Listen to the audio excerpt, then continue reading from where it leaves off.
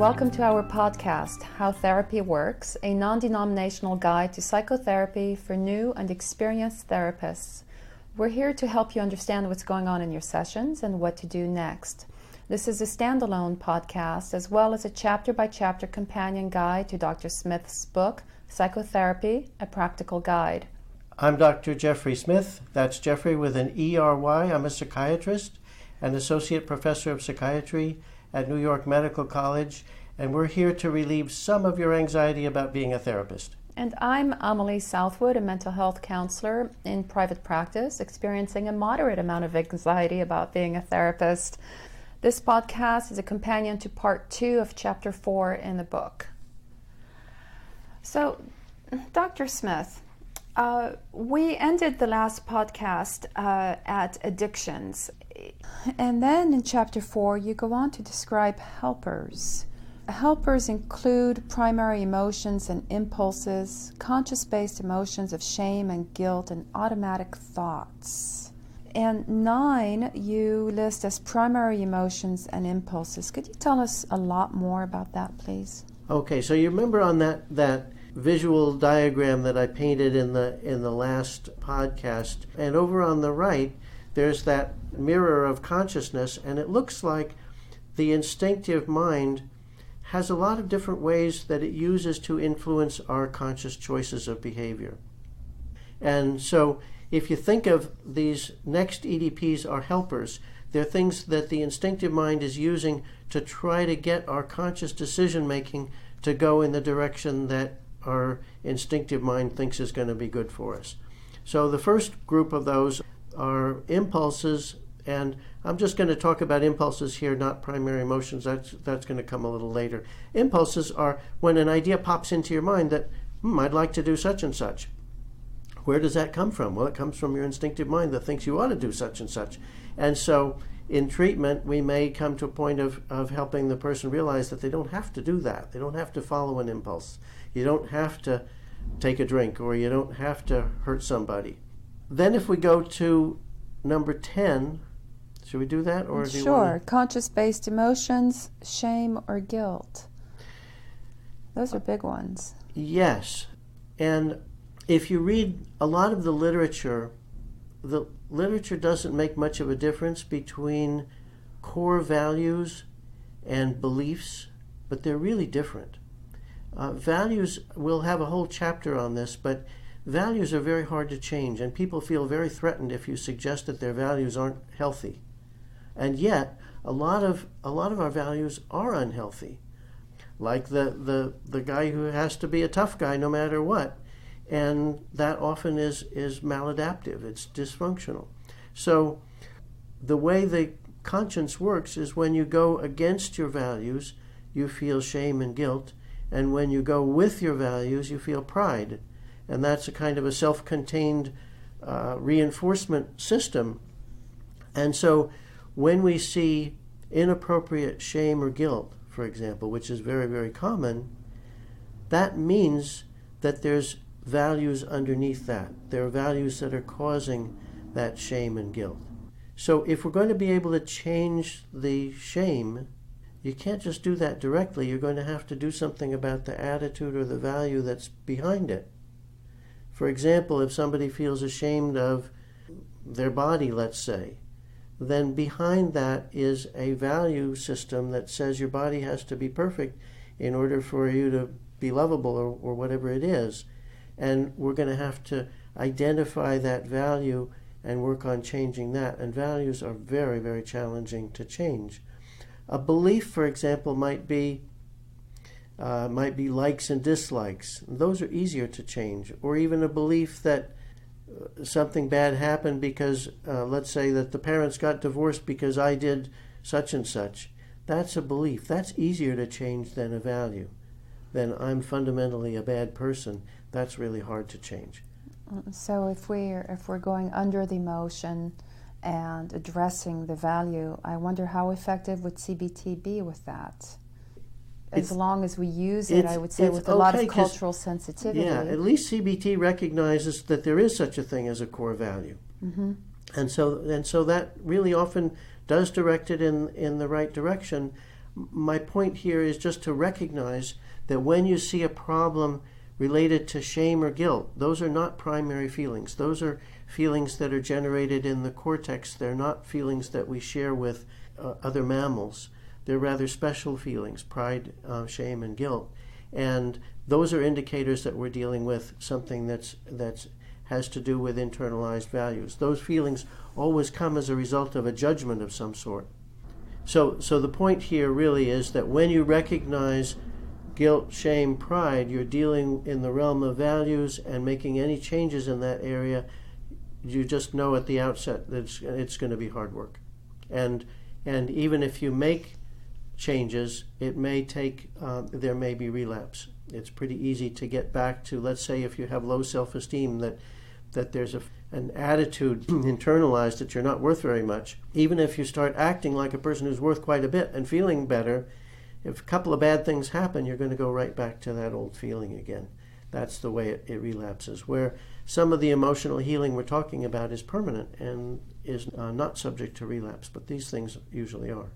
Mm-hmm. And then values are handed down to us by our primary family members, by our primary culture. I imagine that what would make the work very difficult in the therapy room is that our patient would be feeling very oppressed by those values, and that once out of the therapy room, the patient would be subject once again to the pressure of not being able to meet those values or respect the values imposed upon them by their family, for instance, and therefore they would return to the therapy room for yet another session with renewed feelings of shame.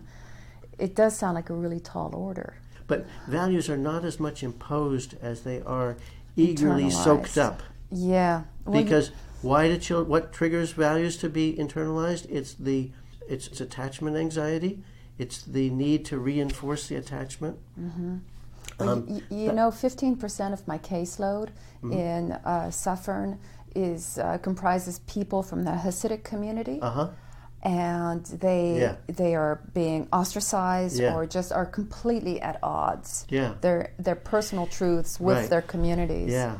You know what's fascinating is that in the rest of the world, in the less developed world, those kinds of problems where culture is clashing with individual needs is kind of the bread and butter, and those problems we don't see so much in our culture. Right. We're so much more integrated. Yeah, I saw a physician the other day who was having anxiety attacks because he really didn't want to be a doctor, but his father told him he had to be a doctor, and he was conflicted because he had internalized that you have to do what your father wants, right? And at the same time, that's the last thing that he wanted to do, right? So he was sabotaging himself in his job interviews.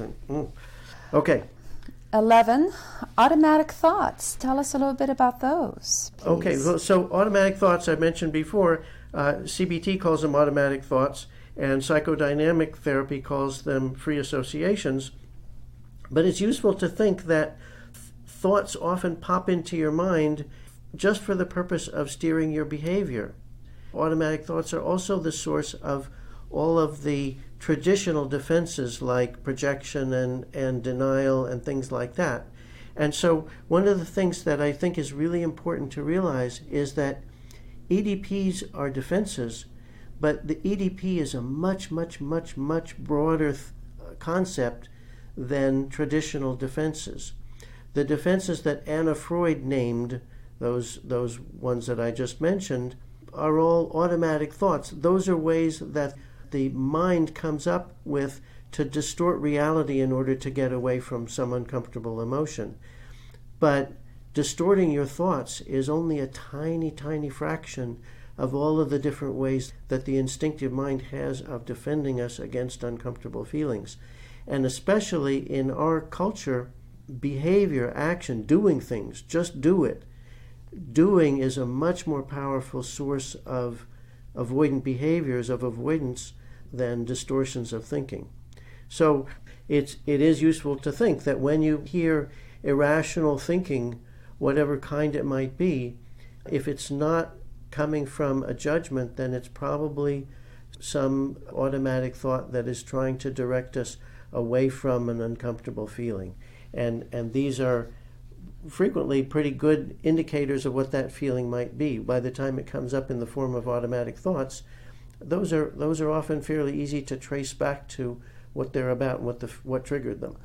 You state that when an automatic thought is subjected to intellectual testing, that unlike nonverbal schemas, they can change instantly when the evidence no longer supports them. My favorite example of that was a woman who had been terribly abused early in life, and she kept the conscious thought that her mother's schizophrenia was her fault.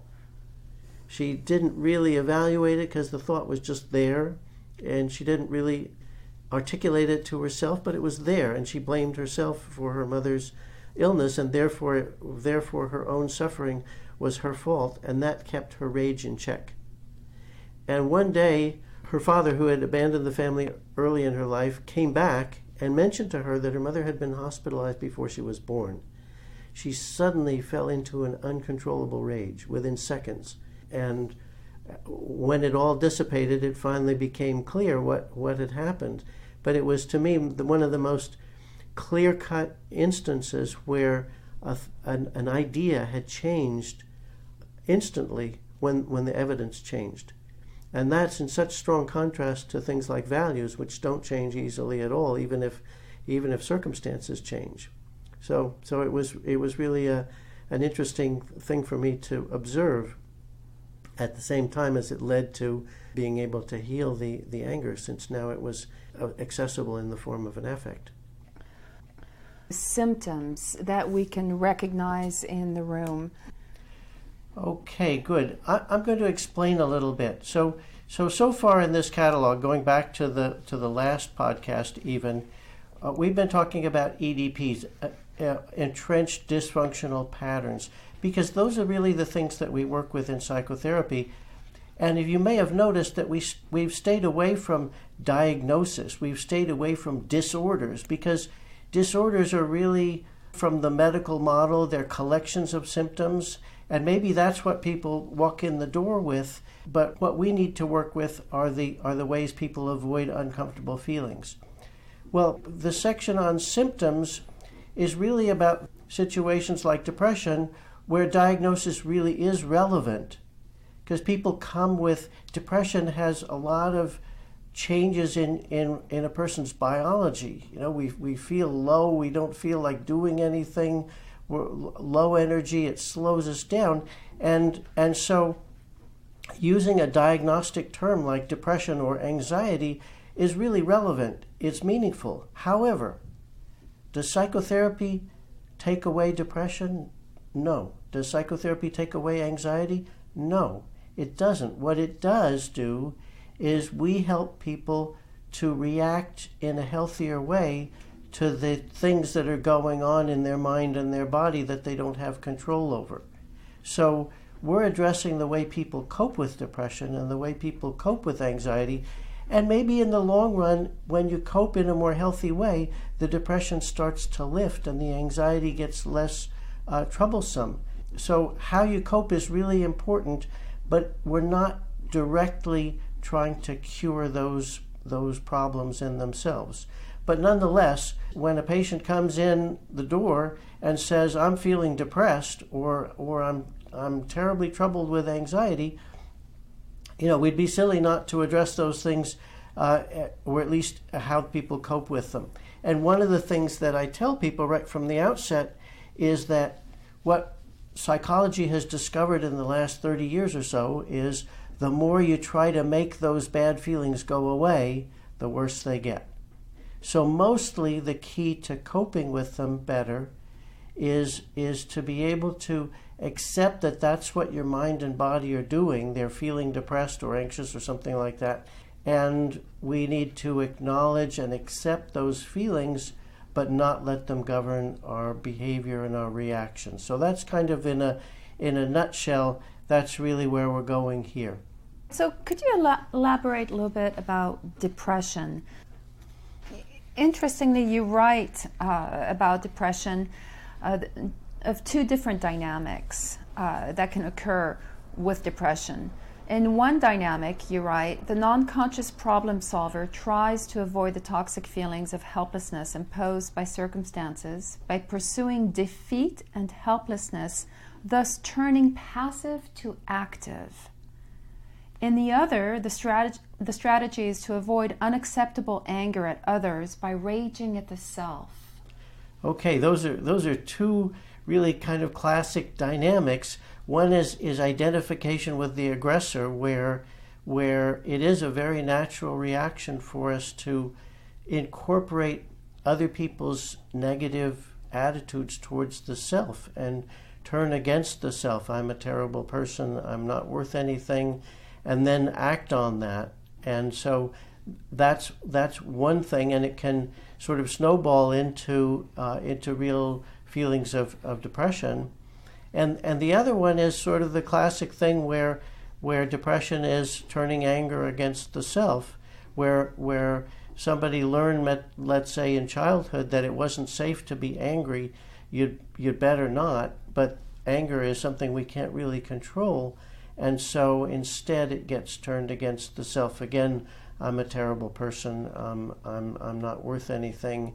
I need to be punished, and that kind of thing. So if when we help a patient to understand why they're in that state, why they're feeling those things, and how that started out as something that was self-protective, then that gives them at least a little bit of a handle on what's going on, and it helps to gain some perspective over what's happening, to step outside oneself, even though the depressed feelings are still there. So you say self-protective as an active strategy to avoid toxic feelings. That's right. And in that sense, so depression may be built in, it may be something that's automatic, even biological, but that too is ultimately a self-protective mechanism. There are several different kinds of self-protective mechanisms that all come under the umbrella of depression. So let's talk about how we help people with depression. It depends a little bit on what kind of depression, but I'd say the first thing that I think about is sort of education, is helping somebody put their depressed feelings in perspective and kind of understand where it came from and what it's about. So if it looks like it's mainly a biological kind of depression, the kind that goes with bipolar biology, where people have sometimes over-energized periods and other periods where they can't get out of bed and they feel very, very depressed. I might talk to them about, well, this is your biology, so we're going to have to try as best we can to help that with medication, and then beyond that, you're going to just need to accept that and to work on coping with it. So let's go on with what else can we do besides education with depression. Something that cognitive behavioral therapists have found and generated a lot of evidence for is that it's better not to spend your day in bed. It's better to make yourself get up and function and do things and take care of yourself and put on some clothes. And so it's hard for a person who's depressed, depending on how severely, but it's hard for them to do that. But it definitely is a positive, helpful thing to try to adopt, fake it till you make it, to try to adopt a more positive, more active kind of stance. Which is a behavioral approach. That's right, and that has some validity. And then if it comes to, let's say, anger turned towards the self, we're going to want to encourage over time some direct expression of that anger, because when it comes out directly, then it's not going to have to be directed towards the self anymore. And the same thing when if it was, let's say it was the kind that had to do with turning passive into active, turning being hurt into something where you feel like you're an agent, you have agency, then understanding that is going to help, and making a conscious decision to act differently is going to help for that. And maybe some ability to change one's thinking about it to when you understand it differently. Okay, and so now what of anxiety-based symptoms? So there are a lot of different situations where anxiety is the predominant feeling, and those include anxiety itself. It includes panic attacks. It includes obsessive compulsive problems, either obsessions where a person has ideas that pop into their mind that cause them anxiety, like I might hurt somebody accidentally without wanting to, and that might make a person very anxious. Or compulsions, where a person, let's say, has to wash their hands 50 times a day because if they don't, they're going to feel very anxious. And even physical symptoms. So in the book, I'm including somatization, physical symptoms like pain, or when a person gets very worried that they have a disease. Let's say I'm worried that I might have AIDS or something like that, and that becomes a source of anxiety. Well, anxiety has a big biological component, and some people genetically are just predisposed to have more anxiety than other people. When that anxiety is biological predisposition, then it seems like the instinctive mind is just looking for some way to bind the anxiety in here and now life. And I've seen it where a person will have one thing that they're terribly anxious about, and then for some reason that problem gets cleared up, and then it's as if the anxiety doesn't know what to latch on to next, and then pretty soon it may even create something that's not a reason for anxiety at all, and the person realizes that whatever it is they're afraid of couldn't actually happen, but they're still afraid of it. So anxiety really seems to be a problem looking, or a feeling looking for a problem. And then once it latches onto a problem, then the person tends to focus on that problem, that issue. I'm going to strain my back muscles, and I'll have back problems, and I'll be incapacitated. I won't be able to work, and oh my gosh, this is terrible. And that can just snowball into a huge fear and anxiety. So, would you have a client like this who shows up in your therapy room and does not want to take benzodiazepines to address the anxiety, and you give them some psychoeducation, explain to them that anxiety is unavoidable and is actually an instrument of survival, and that it is a good thing, not necessarily to be rid of, becomes problematic when you get stuck in it, and they say, yes, okay. Then what? Because the kind of anxiety that you're describing and that I have encountered many times in my own sessions, it's like a piece of tape. You can't get rid of it. And it's not that you want to get rid of it, but then you're going to tell them what? Well, live with it, even if it's stuck on your nose or on your clothes? Absolutely. This is really tough. So the first problem really is that everybody's initial instinct is, how can I get rid of this anxiety? How can I stop feeling this awful feeling? And it really is pretty terrible for people who are experiencing that. So there are some different ways. Sometimes if anxiety is really threatening to keep somebody from functioning, it's going to interfere seriously in their ability to get along in life, that's when I may think about medication on either a temporary basis or something to carry in your pocket that will help you get through a particularly difficult moment. So I'm not a purist about this. What I tell people sometimes is that, medication really isn't a great solution to this. The antidepressants take care of anxiety by suppressing all kinds of feelings. And people who are on antidepressants will say, I go to the movies and I don't cry anymore. So that's not such a great thing. And also over time, the brain does seem to compensate, and so antidepressants poop out and they stop being really effective. But then if you take them away, then all the emotions come back even more. There's a withdrawal. So that's not very satisfactory. And then the benzodiazepines that really take anxiety right away, they do a great job. They're addictive. They're addictive. And so pretty soon you're hooked on them. And guess what the withdrawal symptom is for benzodiazepines? It's excess anxiety. So medication is not really, most of the time, a great solution. If you look on the internet and you read people who've suffered from chronic anxiety and managed to conquer it, usually what's happened is after some years of trying really hard to get rid of it, they finally say, you know what, these medications just aren't helping me. I'm just going to learn to cope with it. And they do that. then they start feeling better, because when you don't focus on the anxiety, it does improve. I remember an interview I heard. Joan Baez, does that name mean anything to you? Of course. Okay, it does to us older people. Younger people haven't heard that she was a great folk singer and was the girlfriend of Bob Dylan, and everybody's heard of Bob Dylan. Joan Baez did an interview on TV, and she said that she had terrible, terrible stage fright. So bad that she'd be doing a concert and she'd have to go backstage for 5 minutes to pull herself together and go back out and sing her concert. And so the interviewer said, well, what about now? What happened to the stage fright? And she said, it's not a problem anymore.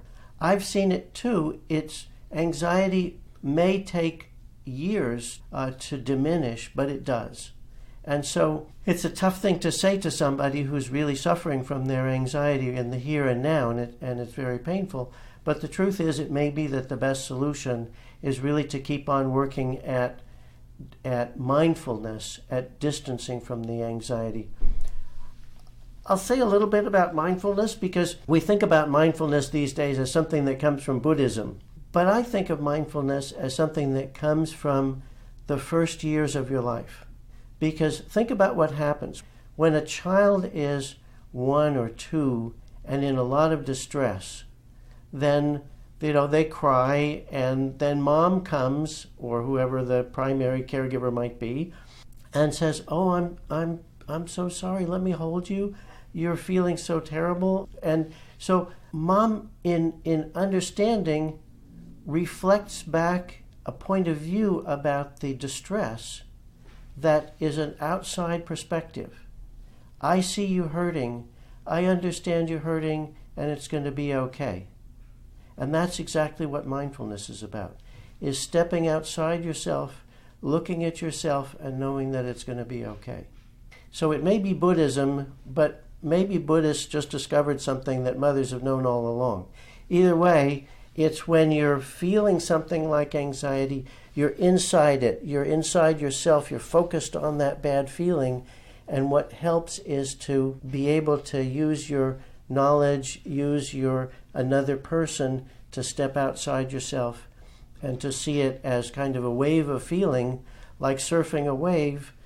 It's going to come, you're going to feel the energy under your feet, it's going to pass along, and it'll break on the shore, and it'll be done. So that's how I work with people who suffer from anxiety, but I have to say it is very distressing for a lot of people, and I don't have a magic answer. Right, and so then the Buddhist psychologists would say that, to match exactly what you just said, that it is a question of recognizing that the anxiety has arisen, allowing it to be, and trusting that it is impermanent, and like the wave will pass away. Mm-hmm.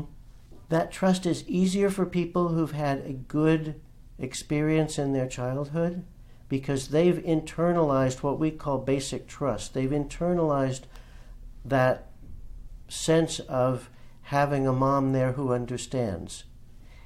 People who've had a rougher time in early life may not have that, or maybe their distress is so intense that it disrupts that internalization and it's not available. And so for them it may be a lot harder to access that sense of perspective, and they may need it from somebody outside themselves more. And sometimes a therapist is a source of that kind of outside perspective. And I've seen situations where that did get internalized, where it wasn't really accessible before, and that may take years. It may take a long, long time for that to happen. And so then the attachment style, understanding what kind of attachment style the patient in the room had in those early years is really important. It's very important. And that's why, sadly, therapists do well and they're happier with people who are either securely attached or who have anxious, clingy attachment, and the ones who are more distancers and have avoidant attachment or disorganized attachment are a lot harder. They don't bond as easily with their therapist, and it's a sad thing that they, in a way, they have a harder time because the tools of therapy aren't as easy for them to use. So using our example of Jack in the beginning of our podcast, who's a rugged individualist, he might be a more difficult nut to crack, so to speak. Exactly, and that's why we couldn't just say, "Oh, come into my office and I'll help you calm down. It's going to be all right." That would generate a lot of shame for him because his values say you're not supposed to do that, and so we have to use that sort of trick of saying, "Well, this is a procedure, and we're going to need you to participate in this procedure that's going to help you." And the procedure is coming in and having some sessions, and so he gets the support that he needs without having to admit to any weakness. Would it ultimately be effective to help Jack learn a different attachment style? It happens. It happens just by experience, by here and there experiencing that having somebody who understands you and cares actually makes a difference. So I think that focusing on that in a conscious way doesn't really work so well. It just happens in the course of developing a relationship and working together. Mm-hmm. So the last defense mechanism that you mention in this 4th chapter is dissociation. So dissociation is really interesting because it's a way of not knowing things. And what's curious about it is that not knowing is exactly how the field of psychotherapy has generally approached dissociation. It's something that exists, and it was even there at the La Salpêtrière where when Freud first encountered the idea that maybe hysterical symptoms were a result of trauma, before he even started any kind of free association or psychotherapy. But to an amazing extent, people are not aware of dissociation. And I often see patients who have suffered from dissociation and they get diagnosed as anxious, they get diagnosed as depressed, all sorts of different things, sort of like if you have a hammer, then everything looks like a nail, because I think therapists don't know what to do about dissociation. Why? Because dissociation is something that's entirely automatic. It comes and it goes and nobody has control over it. You can't make it happen. At least most people can't.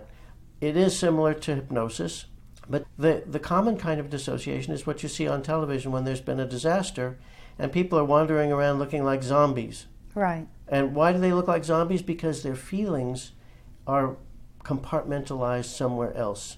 It's as if they don't have any feelings. They just go about doing what they have to do. So that's a good example of dissociation. Dissociation is the mind's ability to split off and separate anything. And that can be feelings, it can be part of the body, it can be part of experience or memory. And when those things are split off, it's like they're not there. And so it's quite an unusual phenomenon. And what do we do about dissociation? We create conditions where the mind is going to decide that it doesn't need to split that stuff off anymore. So a good, strong therapeutic relationship, a safe place to come and to talk and to experience things is the best way to get the mind to let go of dissociation and reincorporate whatever it is that's been pushed away. Right, so we're talking really about the reintegration of the dissected parts of the mind. Right. Now, how many times you've heard lots and lots of talk about PTSD, about post-traumatic stress disorder. How many times have you heard that most of the symptoms of PTSD are symptoms of dissociation? Many. Okay, good. So you're with it, but that's not in a lot of the literature, and there's very little in the diagnostic manual that says anything about dissociation, but the avoidance of memories that are associated with a trauma, that's because if you re-access the memories, maybe the feelings are going to come back and they've been dissociated. Yes, so we have hypervigilance, we have flashbacks, and we have external pathways of expression, anger, for instance. Mm-hmm. We have nightmares, sleep dysregulation. Right, so like, for example, so those flashbacks are pieces of dissociated material that pop back into consciousness briefly. It doesn't seem like that sort of consciousness is healing for whatever reason, even though remembering something that happened does lead to healing. So flashbacks are something a little bit special, but the hypervigilance is avoiding some experience that was very, very painful, full of painful emotions. So dissociation is a natural kind of circuit breaker that allows us not to feel things that we're really not prepared to feel. And what therapy can do about that is help us to get to where we're prepared to feel those things, and they get admitted back into consciousness. Right. I have found that internal family systems, IFS, is very useful in working with dissociation, and just identifying the different parts in which the mind fragmented during the traumatic event, and seeing how those parts are interrelated and how they function to serve each other and ultimately to protect the whole organism of the person. Well, IFS was kind of invented in the shadow of working with people with real dissociative identity disorder, multiple personalities, where there really are, selves with names who can come out in at different times. But you're right that people who've had other kinds of trauma and maybe don't split to that extent, it still helps to identify different functions within them as different parts. Right. I'll just give one more example that I've seen more lately is depersonalization and derealization. Those are another form of dissociation where people just get split off from their sense of self or their sense of reality, and that's extremely distressing. But the worst of it is that when people have that kind of feeling, they want to make it go away. And once again, the best treatment there is to accept it and to understand what's going on and let it be, and eventually that form of dissociation usually disappears. Right. So to conclude today's podcast, you write in the book that essentially all of these dysfunctional patterns, these defense mechanisms, however well-intended they may be, end up being dysfunctional. The variety of them may seem daunting, but that with some familiarity, the therapist will be prepared for anything treatable within psychotherapy. Right. And again, the main point here really is that psychotherapy is to help people cope with these kinds of symptoms rather than making the symptoms go away. So this concludes today's podcast. Thank you for listening to the end. We hope it's been helpful to you, and we'd love you to visit Dr. Smith's website, www.howtherapyworks.com, where you can purchase the book, Psychotherapy, A Practical Guide, and find other articles for clients and therapists. Dr. Smith, would you like to add anything? Well, thank you for listening, and we'll be here for the next podcast. So bye for now. Goodbye.